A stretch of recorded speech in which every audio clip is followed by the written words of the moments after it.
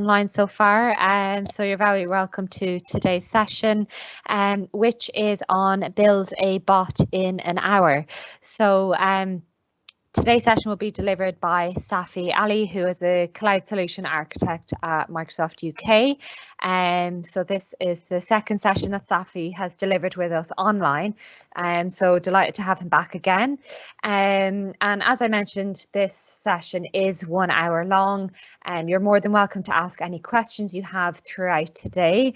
There will be a break after about 30 minutes for any questions that come through, and then again at the very end of the session. So any questions you have throughout, just please send them through and we'll make sure that they're all answered by the end of the hour. Just to give you a bit of background about Reactors, so Microsoft Reactors are local community hubs for developer and startup groups. So Reactors build this community by providing presentations, hands-on workshops, industry speakers, plus meetups and other community sessions, which are all around emerging technology trends. And Reactors are physical event spaces where we usually host these sessions, but given current circumstances, we're now hosting all of these sessions online. So we're delighted to be hosting today's, and I guess getting back to this session, it will be recorded. We will try and have the link to this recording to you within about 48 hours, and I will post that up on the Meetup Reactor London page, so where you likely signed up for today's session. Okay, so without going any further, I will hand over to our speaker today, Safi, so take it away. Thanks, Emma. Good afternoon, good morning, everyone, depending where you are in the world. Thanks, Emma and the Reactor team for the opportunity. As Emma rightly said, so the topic for today, what I will be trying to cover over the next 60 minutes or so is give you first an overview of what you can do using the Azure platform to build a bot as fast as you can, and I will be covering the tools, and before the tools, I will cover the design thinking process to design a bot. What are the tools and the services that we have in our stack? Varies from very simple bots to an enterprise ready that is capable of doing multiple stuff at the same time. As also, just want to give you an idea about what is my role. I'm a cloud solution architect. I'm part of a team in the UK called the App Innovation Team. What we do basically is we cover all of the innovative application development solutions with our customers. We cover the strategic Microsoft customers around the globe. So just before talking about the specifics of the bot itself, I just wanted to give you an idea about the Conversational AI Platform in Azure. And the reason for that is you might have heard, and I can only assume because you can correct me in the chat window, but I suspect that you came to this session because you either heard about some of the services that we have, or you already built a bot in the past or at present. And you might have used some of the services that we have, whether this is the Q&A Maker, Lois, other services. So I just wanted to set the scene before we dive into building bot. So the Conversational AI platform composes of multiple components depending which layer that we are targeting.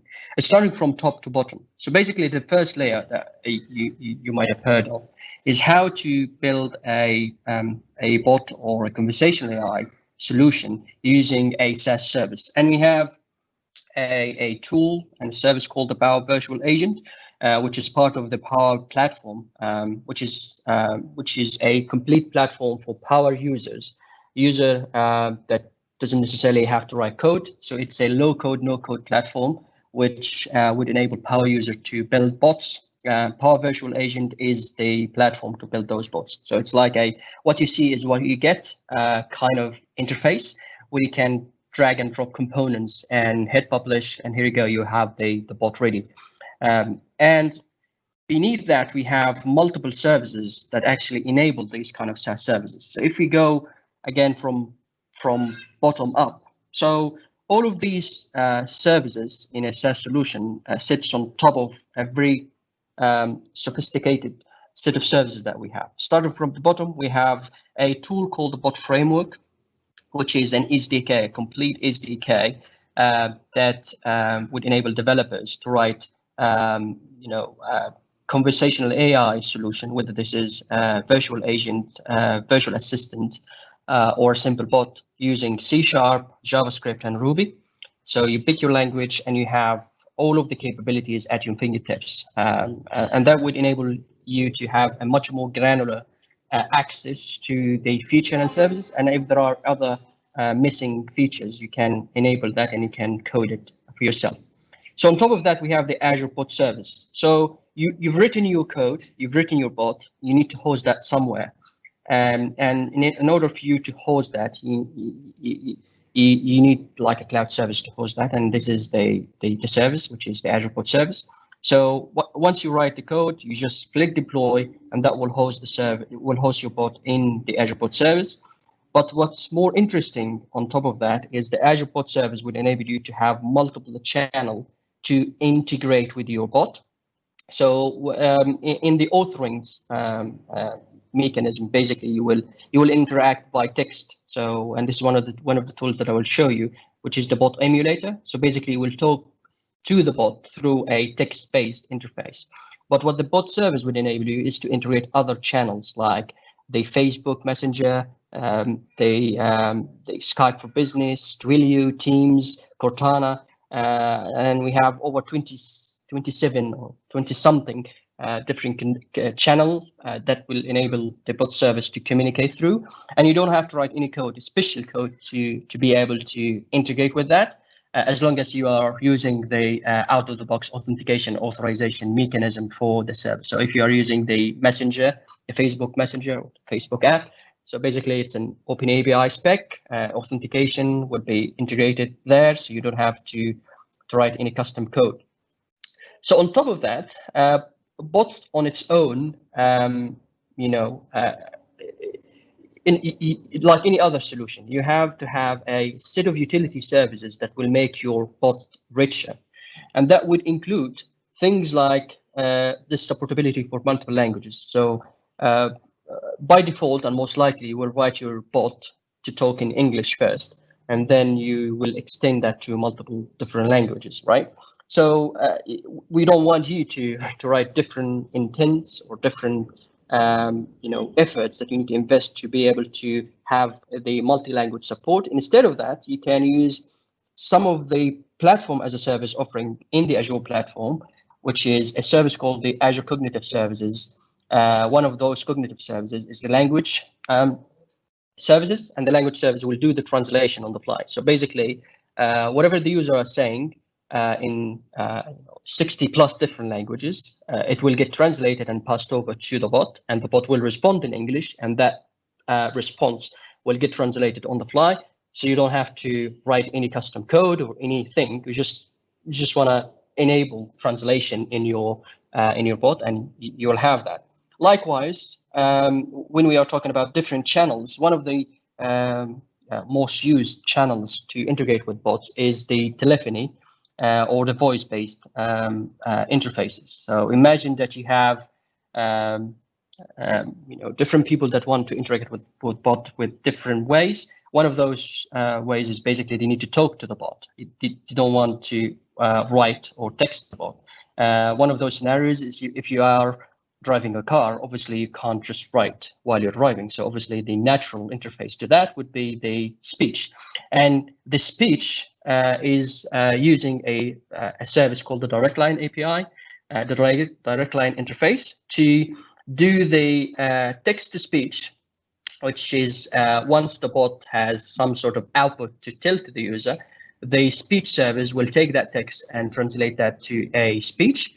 And likewise, if you set something to the bot, the speech service will take that speech and translate that to text and pass it over to the bot service, and etc. etc. We have a lot of services in the cognitive service in this layer, in the pre-trained API cognitive services that would enrich your bot service. we didn't stop until we didn't stop at that layer. We actually created a multiple vertical implementation of different scenarios. Once we have that, and we call that as the solution accelerator. The Azure Bot Framework's solution accelerators are scenario-specific templates, deployments, and even a CI/CD pipelines to accelerate your journey to implement a specific scenario. One of those scenarios is the Enterprise Assistant Solution Accelerator, and this is one that imagine that you are building a bot for your internal employees and internal audience that would enable them to search existing knowledge base, create tickets, and that means the bot has to integrate with an ITSM platform like ServiceNow, for example. So we've created those things for you, so you don't have to spend too much time coding that into the solution accelerator. So all you need to do is just visit the website, download the template, change few configuration, and even the deployment is already codified. So you just deploy it, and you will have an enterprise-ready solution. Likewise, we have another solution accelerator for hospitality. We have another solution accelerator for connected cars, etc., etc. And I will show you that in just a minute. So this is kind of the platform end to end from the ground up, from the basic services, the backbone or the bare bone services like the bot framework, up until SaaS services like the Power Virtual Agent, or a service which is not a SaaS service, but it's a what you see is what you get, called the Bot Framework Composer. And I will try to cover as much as possible during this session. So because the topic for today is to how to build a bot in an hour, I thought I need to spend a little bit of time talking about the solutions accelerator that we have in the Bot Framework SDK, and I need to guide you through that, and I'll show the not only the deployment and the component of the bot, but actually the design thinking process around how to build a bot. So basically, any bot in the world, you know, and this is based on my experience with customers. You know, the majority of our customers, or the customer that I worked with, they've started small with a simple Q&A question and answer pairs, where you go to the bots and ask them few questions that has an already predefined answers. So think of that like the FAQ page to a website, or the existing knowledge base about something, or the manuals for specific electronic devices. So if you bought something like a TV, that TV has a manual, and that manual has an FAQ about how to turn it on, off, how to configure it, how to connect it, etc., etc. So instead of all of these questions being handled by the CSR or the customer service representative, it would be a great idea to automate that through something like a bot. And this is the smallest bit. But in reality, this is not the only thing that the bot can do, or this is not the ultimate value for the customers at the end of the day, and also for the company that builds the bot. You need to make sure that the bot understands people. And in order for you to make sure that the bot understands the people, you need to understand the language itself. What they mean by that input. So when they are saying, turn the light on, you need to pick few things in this statement to understand what exactly do they mean and what exactly do they want as an action. Sometimes you know, they're just chatting with the bot, yeah. But sometimes they need to take some action, and that's why you would need to use one of the services called the language understanding, in order for you to make it more intelligent to understand what the people are saying. And these are just the main building blocks. So you start small by Q&A, simple FAQ page, you pass it on, and then you will have a bot. But in order for you to really understand what people are saying, what people want, what are the things that you can cover and what are the things that you can't cover, you just need to use language understanding. And we have a tool called the Language Understanding Intelligence Services, aka Lewis, that would enable you, and I'll show that in a moment. And this is like the bot framework main components. We have other services, the speech, I already covered that, because you need to integrate with the bot service. You need to have a a voice-based bot, and the speech is the bit that would make this integration between your bot and the external voice input. But once your bot grows, so when you are building a real life enterprise-ready bot, we are talking about different domains, different knowledge domains.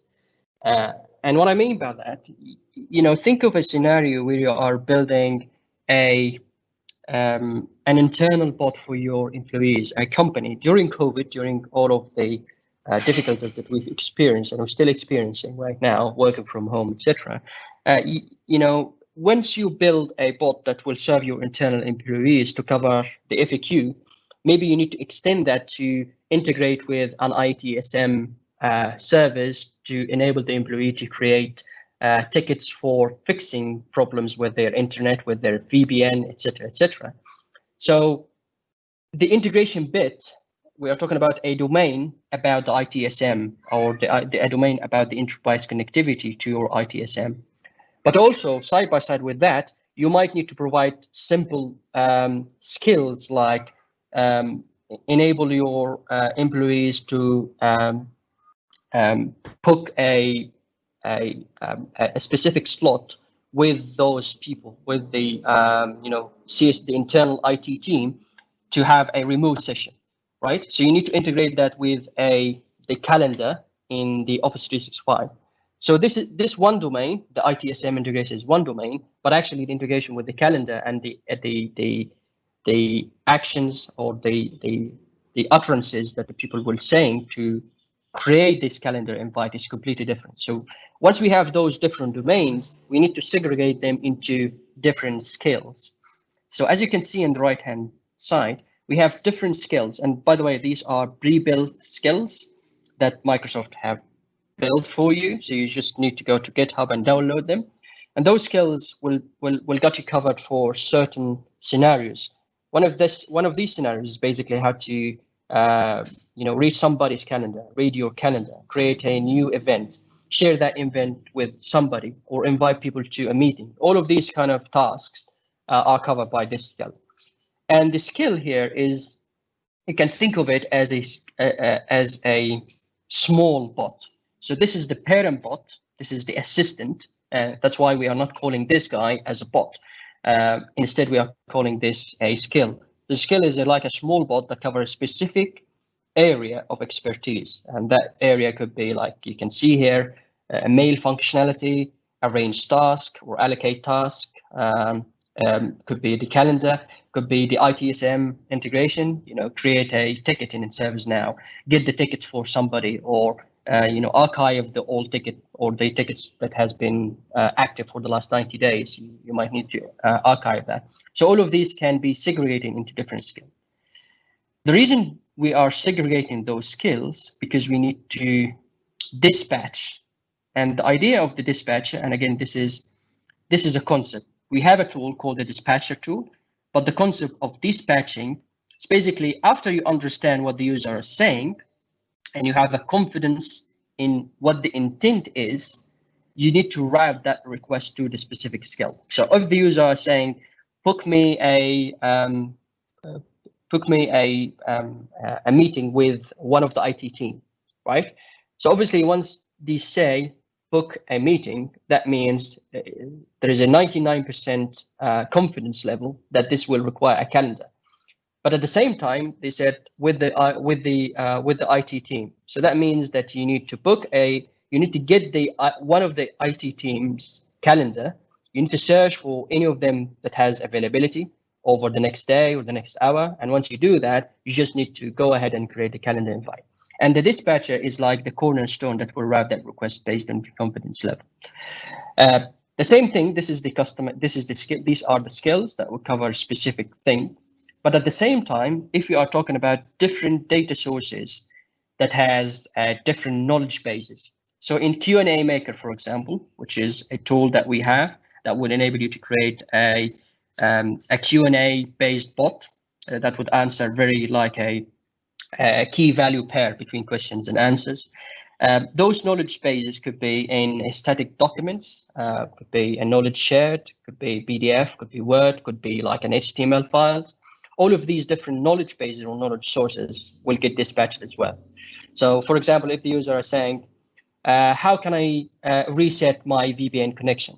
So most likely that this has been answered in some of the existing FAQ pages. So the dispatcher tool will, if there is an answer for this specific question with a very high level, with a very high confidence score, it will get routed to the right knowledge source. And this is the right thing here. This is all of the connection between your bot and the external knowledge sources, skills, and even third-party assistant. So you can connect your bot to Cortana, you can connect it to Alexa, you can connect it to whatever third-party assistant that you need to connect them with.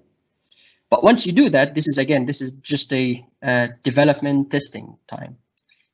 But you need to deploy that to make it available to the external world. And this is where the Azure Bot Service is come to action. You need to integrate with Teams, Slack, Twilio, Cortana, Skype, whatever the channel that you want to, even telephony. And one of the things that we built with one of the customers, with a lot of the customer, honestly, is they need to integrate the bot with telephony. So basically, you call their short number, and most of the the task that the CSR team were doing before the bot is being handled over the phone using the bot itself. And this is what we did by connecting the channel, the telephony channel, with the bot service. So I know I covered a lot in here, and let's dive into the details of that and show you where are these virtual assistant templates are. I hope you can see my screen here. So if you go to the microsoft.github.io or Bing for the bot framework solutions or the solution accelerator, you will get routed to this page. And in this page, as you can see here, we have three different types of solution accelerators. We have a virtual assistant solution accelerator. We have a pre-built set of skills, reusable skills. And one of those skills, like I said, the calendar skill, the email, the to-do, the point of interest, the weather, all of these are pre-built, pre-packed skills that does specific set of actions that will enrich your bot.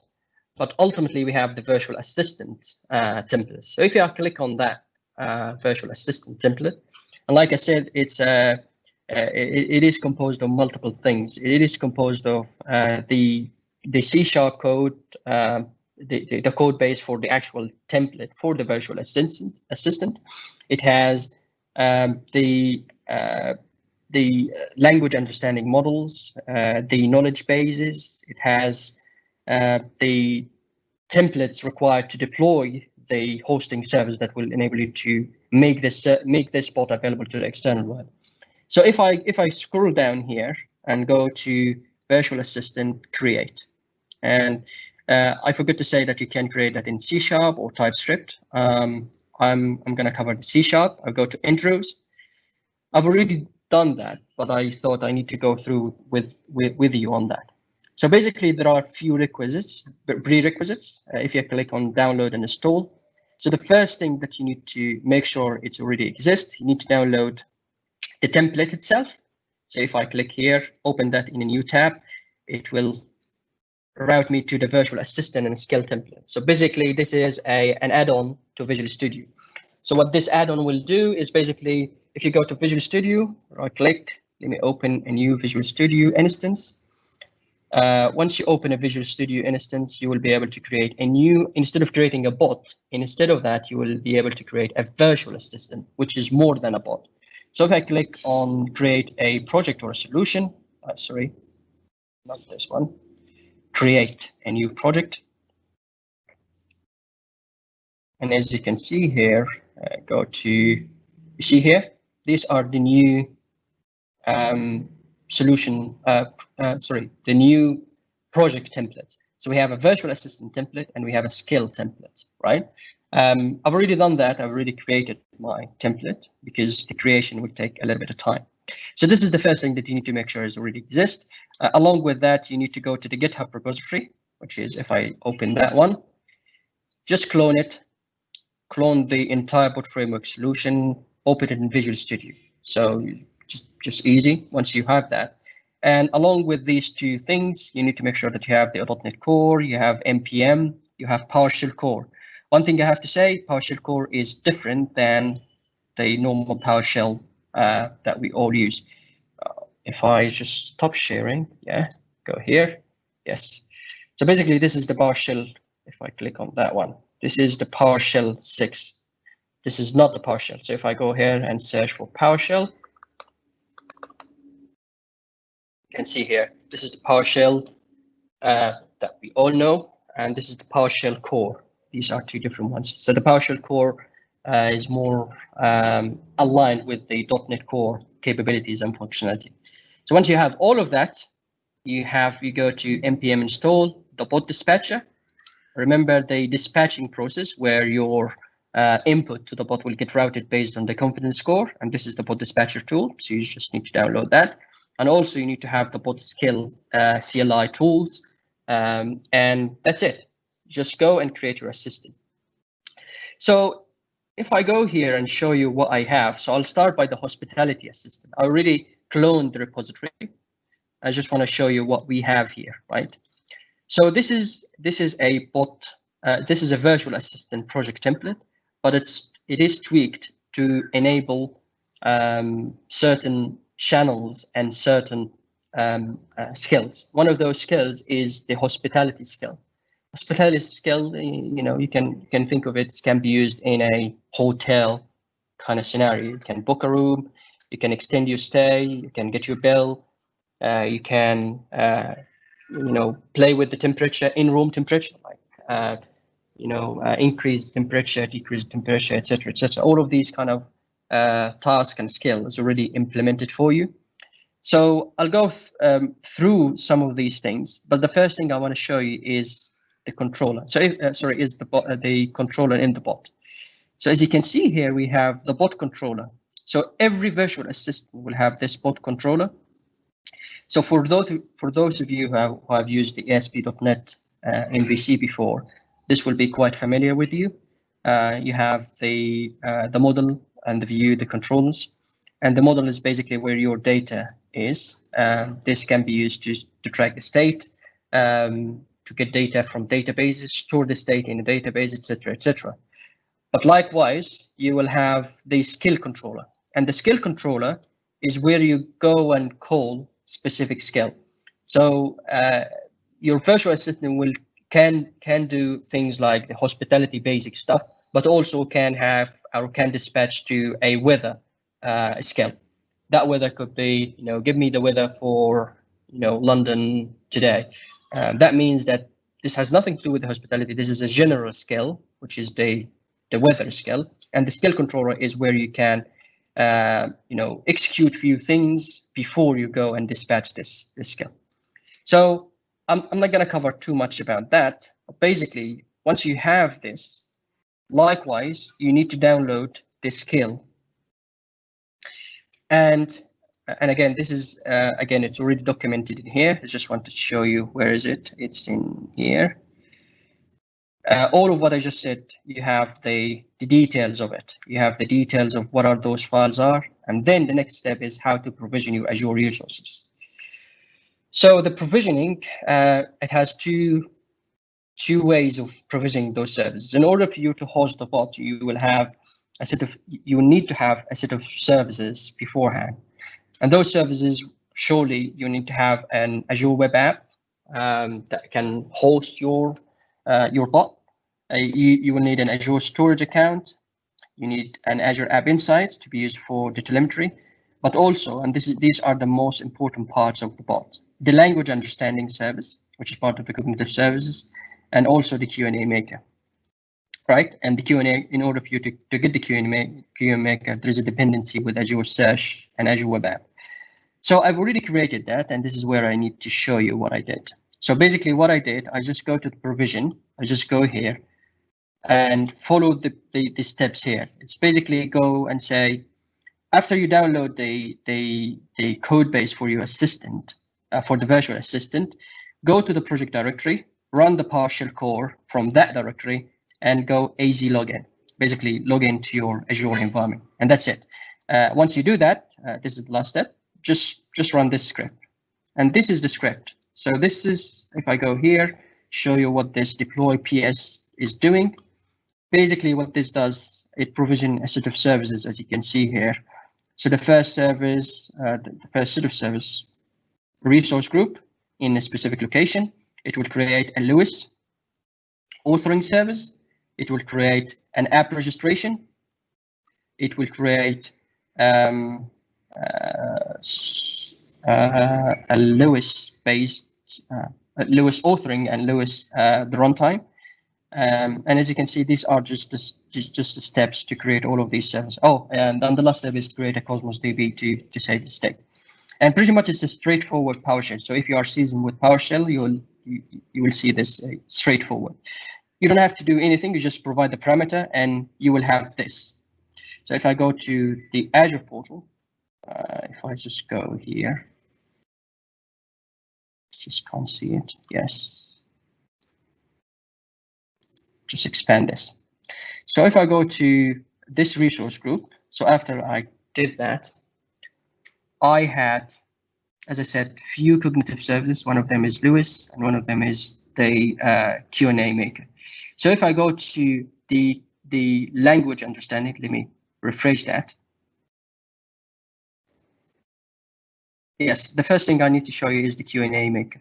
So the Q&A maker is basically, let me go through the create the knowledge base. So the first thing in order for you to create a simple bot that will answer a few question and answer pair, is to have a knowledge base, is to create a knowledge base. You just create a knowledge base. It will ask you which service that you need to create this service for, the name of it, and give me either the URL or the file name, right? This URL could be can be the FAQ, the direct FAQ page for a website, or you can host that via a Word document or a PDF document and host it in there. On top of that, there is a recent addition to this service, which the multi-turn extractions. So some of the questions and answers can be populated in a hierarchical manner. So what I mean by that, so let's say that there is a question related to how can I create a VPN connection. So in order for you to create a VPN connection, there is like 5 or 6 steps, but those steps has to be done in sequence, and you can't step over the other. And because of the nature of those hierarchical relationship between the parent question and the children questions, the multi-turn extraction will understand that there is a relationship between the parent and the children, and users can't get an answer for the children. Instead, they need to ask the question for the parent in order for them to get the answers.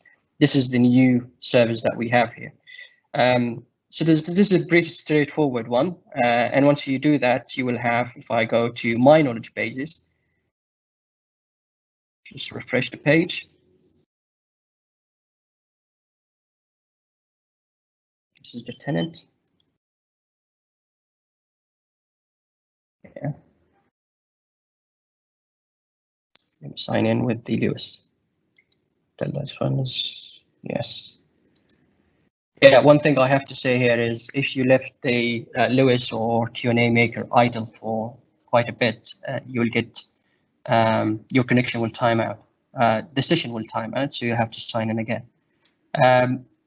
Just want to show you the knowledge base for what I created. So I said I already created the bot, the virtual assistant, and as part of that, we have a set of knowledge bases. So if I go to the right connection, and by the way, I created a COVID-19 knowledge base for the set of symptoms for another demo, but this is a template for another story. So what I want to show you is to go to the secondary subscription, if I can read it. Yes, this is the secondary, and I have the hospitality bot FAQ. I have the hospitality bot chit chat. I have the hospitality bot FAQ. If I click here, and as you can see here, you have, do you have your business center? Our business center is open 24 hours, etc., etc. So as you can see here, this is the list. It's like the potential questions that the user will ask the bot, And if one of those questions get picked up, it will automatically get routed to this answer. So if you said, do you have a wheelchair available? So let's have save and train, and then test, and pick one of those questions and test this knowledge. So if I click test, let's say that let's write business center, right?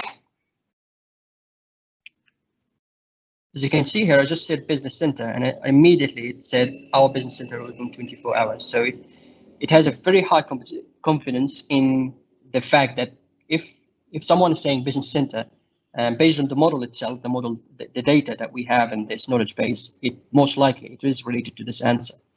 So if I click on inspect, and as you can see here, it's 99% confidence score that this question or this input from the user, there is a confidence, a 99% confidence that this is the right answer for it. So this is just, again, there is no intelligence in here. It's like a question answer match, blind question answer match. But as I said, this is not the right way to go. Instead, we need to have a language understanding capability to understand what the user are talking about, because not everybody will ask the same question in the same vocabulary or in the same way or in the same sequence. And because of that, we in the virtual assistant, we have two models in here. So if you look at this within my app, I filter by this subscription in this authoring resource. So within the hospitality bot, I have the general and I have the dispatch. So you can think of the dispatch, as I already covered before, is the layer that will route your question or the user input to either Lewis, to Q&A maker, to any third party or external virtual assistant, if that required. This is the parent. So the first point of entry to Lewis will be the dispatcher, and the dispatcher will go and go either to this general or go to the other Q&A. So what the dispatch is basically, we look at all of the language understanding model that we have in the general, plus the Q&A maker question and answer, and create a new Lewis model that all of the input of the user would get dispatched in here first. So let's have a look at what the Lewis is doing, actually to understand what the user are talking about. So in Lewis, there is the idea of intent, entities, there's the intent and there's the entities, and in each intent there are the utterances. So in the intent, it basically, as the name indicates, is what the user wants to do. It's the action that the user want to take. So one of those actions could be confirm, right? So in order for you to pick what the user are saying to confirm certain action, you have to provide a set of utterances. And the utterances, it's like the set of sample data that the user will say to express the confirm action, right? So if the user is saying yes, that's fine. Yes, this is good. Yeah, yo, all different utterances for the same action. And as you can see here, you have to provide as much realistic and representative data to in the utterances. But sometimes you need to extract some data in those utterances, right? So for example, this one. So if you can see here saying this is good, and as you can see, there is an annotation happening here. And the annotation means that you can extract data from those utterances. So another example, let's say someone in the hospitality scenario want to extend their stay from the Saturday, the 15th of September to Sunday, the 17th of October, something like that. So the first thing that you need to extract is the action, extend reservation, right? This is the action. But at the same time, before you extend the reservation, you have to have the start date and the end date, right? So this is the data that you need to extract. And this is where the entities come into play. So you create an entity called the start date or reservation start date and reservation end date in here. And you go to the intent, the utterances themselves, and do the annotation. And this is pretty easy to do. So if I create, if I go to here, create a new intent called extend reservation, right? Create here, and I would say extend my stay by 10 days, right? User can say that, right? They didn't say a start and end date, and I have to figure out. But they can say extend my stay from 15th of September to the 17th of October, right? I just want to write it right. September, right? Let me annotate that one, right? It's immediately say that this is the ordinal 15th of September, and this is the 17th of October, but I don't have an entity called the date. So what I need to do is just go here, either use one of the pre-built entities, which we have here, a date time, and we have a date. So let's search for one of the date. We have a date time, done. We have a date time. Let me create a new entity called the start date, reservation start date, and I need to create a new entity.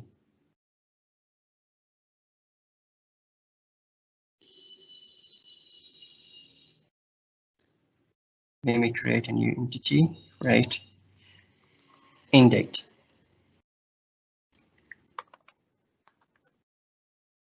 Let me delete that last thing.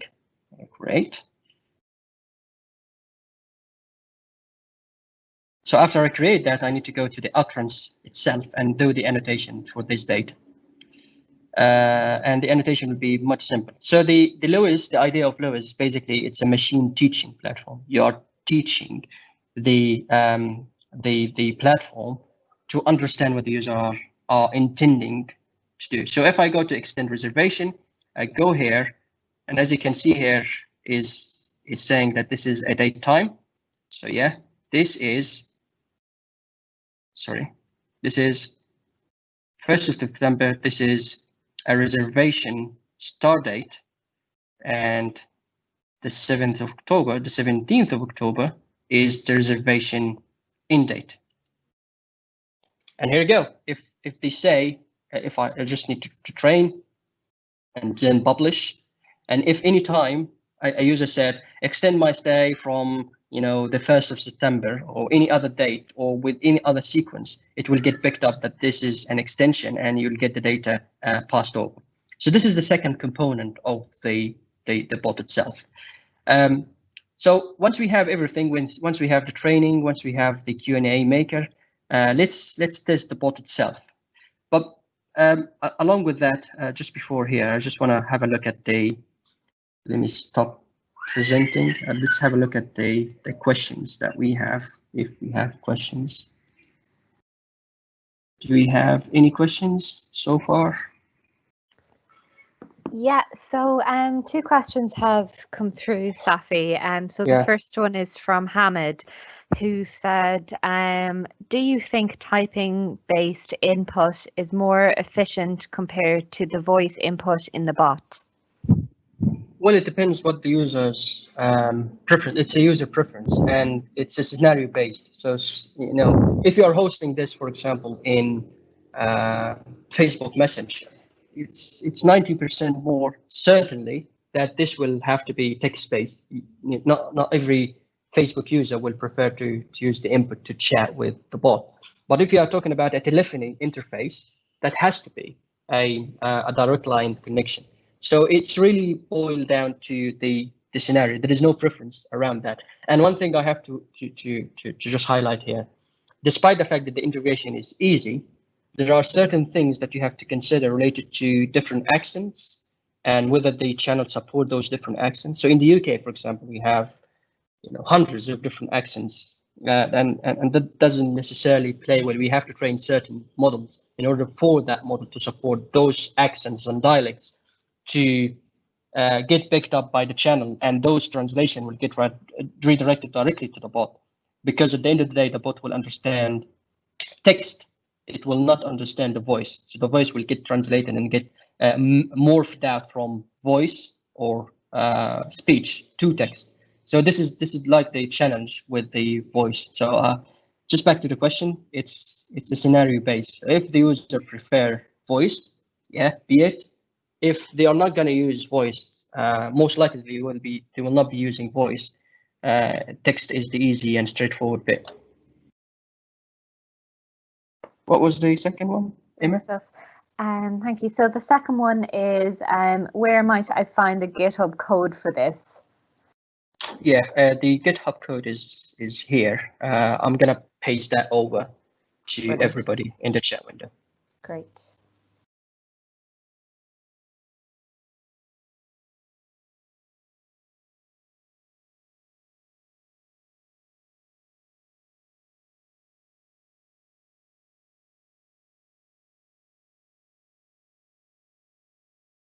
Great. And a question just came through there. Can we please get a recording of the session? So I mentioned in the beginning, this session is being recorded and will be available within about 48 hours on our YouTube channel, and I'll post that link into the Reactor London meetup group as soon as I have it. So that's where you'll be able to find it. Yeah. Okay, once we have the bots, and this is just a virtual assistant, and we've deployed the resources. I already showed you the resources that this script will do. As you can see here, few cognitive services, the Q&A maker, the bot service itself, the Azure search, which is a subcomponent for the Q&A maker, and the Cosmos DB to save the state. And the telemetry data about the most used utterances or the most asked questions, etc., will get persisted into Cosmos DB. But up until this point, we don't have any skills. So this bot can just say, "Hello, how are you? I'm fine. Are you sure?" All of these just a bare bone of an enterprise-ready bot. But obviously, we need to use extra stuff. We need to add more skills. We need to add the hospitality skill. We need to add the calendar skill. We need to add the weather skill. And as I said in the beginning, we have another repo that has all of those skills in here. So if I go to the same page, there is this. If I go to skills, if I go to connect to the sample, intro, just want to go to the design thing. So download and install. Yes, let's open this link in here. Solutions.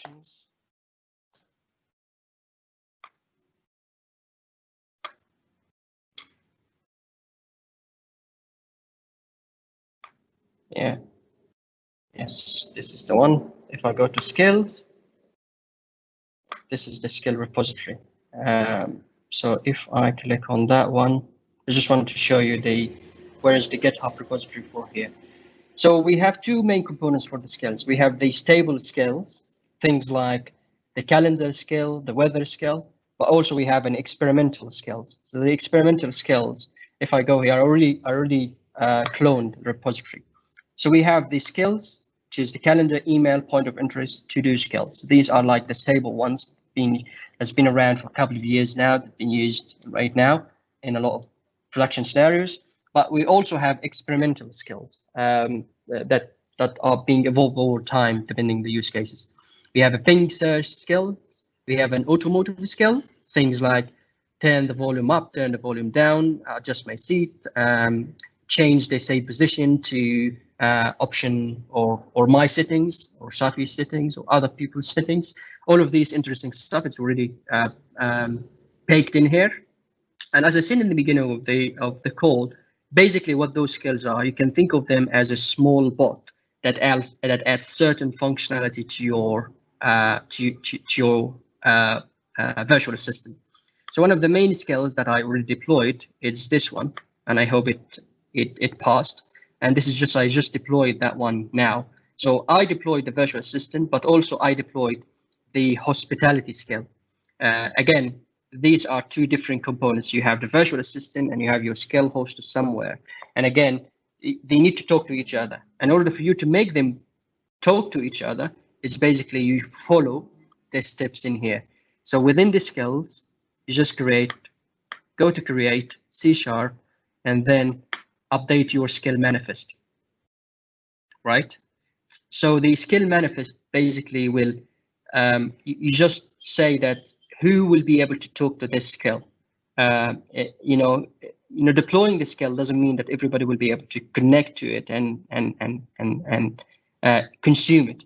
So that's where you need to get the skill URL, and you need the app ID, which is the app registration ID for your skill. And once you have that, you just need to copy that and go to here, go to the virtual assistant, which is the hospitality assistant, go to the app settings, and just add new the connection for that skill to be added in here as view configuration.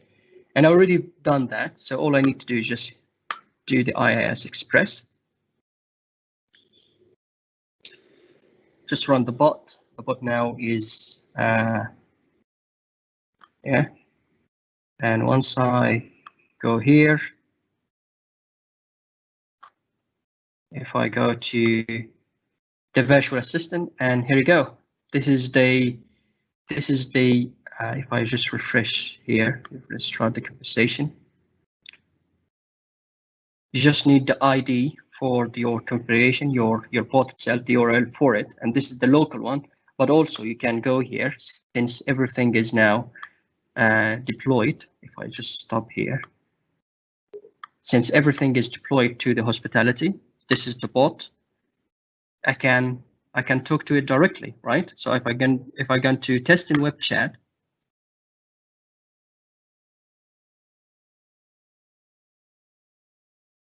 after a second or two, I will be able to talk to this virtual assistant. It's being authorized now. After, not 2 seconds. Yes, it is coming up. I said hello. It should reply and give me the output for that. So feel free to ask questions until we test the bot end to end. Do you have any questions? Let me have a look.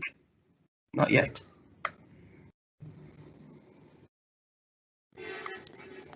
There's a couple that have come through, Safi. I'll read them out if you like.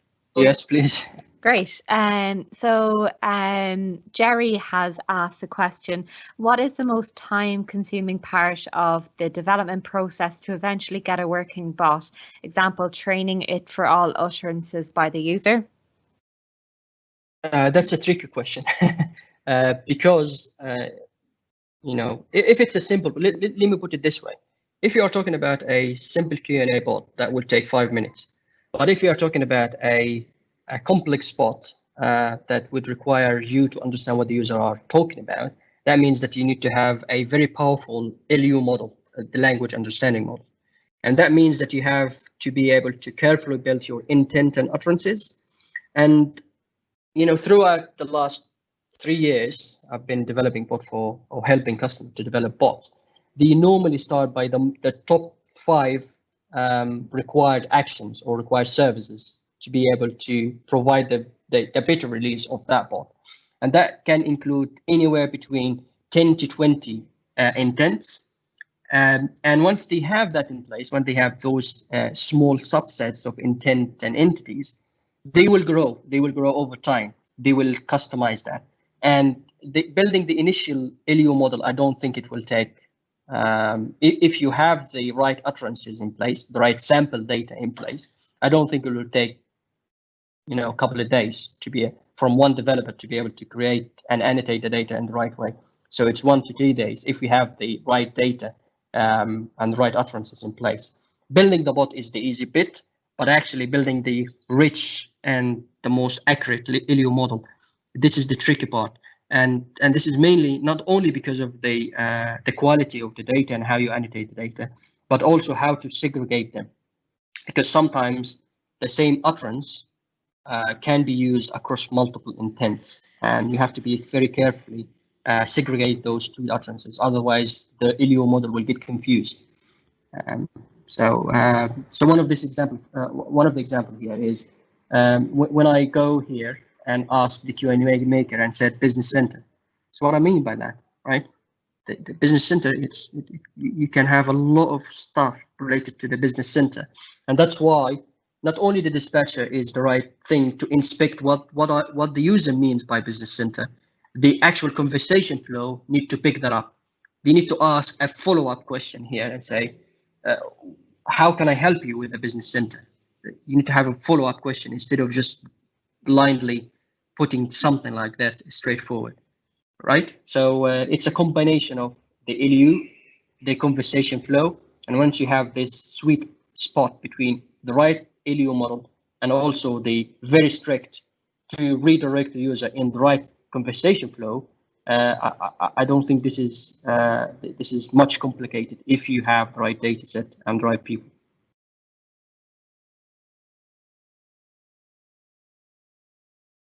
Do we have other questions, Emma? Great, thanks, Ali and Safi.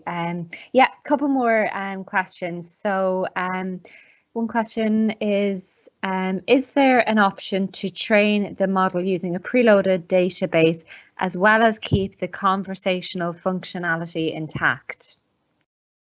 Yes. So what I just showed you here, when we are talking about training the data here from the portal, this is the manual process. But we have a complete tool called the Lewis DevOps tools. Let me search for that. Let me go to Lewis DevOps tools. We have an experimentation going on right now with a set of DevOps tools that will enable you to preload like a CSV file, annotate that on the fly in a DevOps pipeline. I just wanted to find out where's the, let me go to the GitHub and search for Lewis DevOps or language understanding DevOps. Code or GitHub. Yes, NLU DevOps, sorry. So basically the NLU DevOps, I'm gonna paste that over in the chat window. Basically, these are the set of tools that will exactly do what you are looking for. Preload without into like a canary deployment or dev test canary deployment, where you actually have your production user are using the live one, but at the same time you have a canary deployment where you actually train, preload the data, test it, and once it's ready, you just swap the deployment between swap the users between the canary and the production. Let's have a look at another question. Do you have other questions, I think?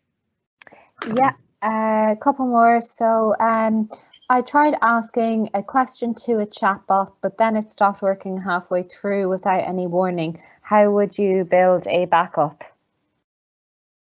Yeah, that's related to the high availability and disaster recovery for the bot. So it's pretty much the same HADR for the bot for any websites. So you can think of the reliability or the BCDR for your bot like you normally do with any website. At the end of the day, your bot will be hosted in an app service. So you have to have multi-region deployment if that's what you're looking for is the regional deployment, or provide a high availability for the deployment, like deployment slot. So instead of you directly deploying or continuously deploying things to a singular slot, you just deploy to a different deployment slot and then run few tests against that slot and then swap the dev or test slot with the production slot. So it's a combination. It's the same thing that you can provide high availability and disaster recovery for your website is the same mentality that you can use for the bot. Obviously, there are other things that you can think about when it comes to utility services that you are using. So if you are using at the end of the day, bot relies on external services like Lewis, like Q&A makers. You don't have to worry about you have to worry about the availability for those services as well. But for the bot alone, it's a website at the end of the day. Great stuff. And we'll go on to the next question. How do you make more features and how to add more visual aspects to it? Okay. So I mentioned in the beginning, I know we are, so if I show you one more thing, could be interesting for the audience. So we have a tool, we have an open source tool right now called the Bot Framework Composer. And the Bot Framework Composer is a visual interface to build a conversational AI virtual assistant that you can build over the designer. So basically, you just drag and drop and creates, like a conversation between users and different scenarios. So basically, on the left-hand side, if I go to Home, you can create a new. If I click on New, you can see here we have different templates, and once you pick one of those templates, so if I go to with the weather bot, for example, sorry, not this one, it's here, the echo bot, for example. So basically, you can create a dialogue. This is like the conversation flow. You can think of this as a conversation flow. So instead of just creating the model first and then connect that to the bot itself, the bot composer has a different mentality to build the flow. You have to build the flow, and along the way, you will build the supporting services, including Lewis, etc. So you try this out. So you can create this visual representation of the dialogue itself, and just create Starbot. You will have the bot and Lewis and Q&A maker if you are using them right now. So so the visual representation, this is the bot framework. If your question related to how to build the bot using a visual representation, this is either using the Bot Framework Composer or using the Power Virtual Agent, which is part of the Power Platform.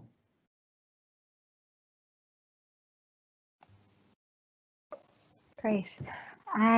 Okay, so we'll move on to the next question. Is Azure mandatory to build MS Bot?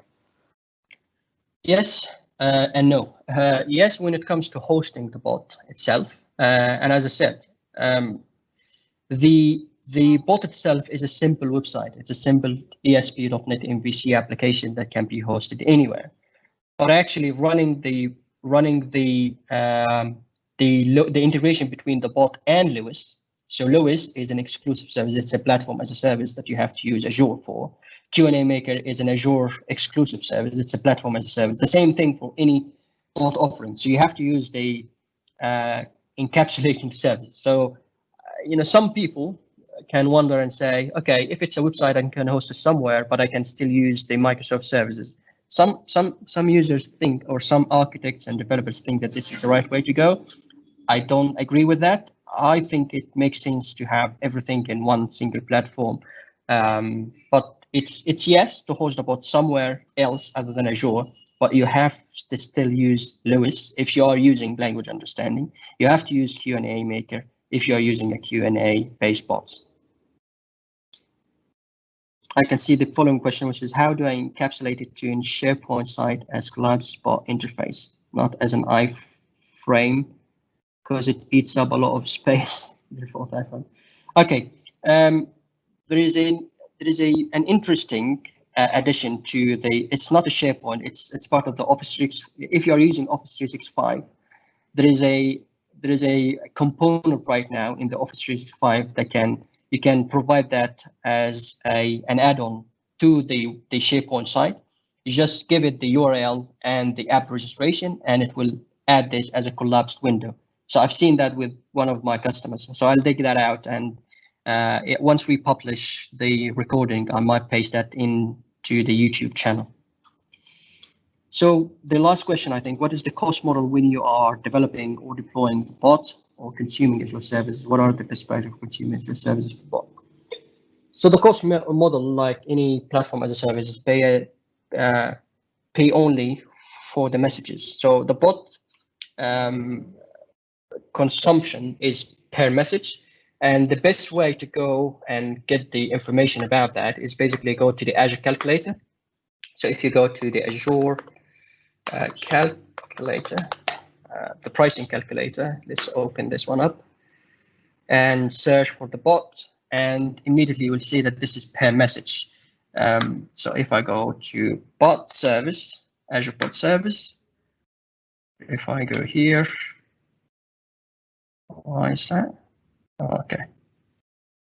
Yes, so the Azure bot service, you have this tier, S1 tier, and you can see here you have unlimited messages including, and this is per 1000 premium channel. So the standard channel, which is the normal chat, the web chat, it's unlimited if you're using the S1.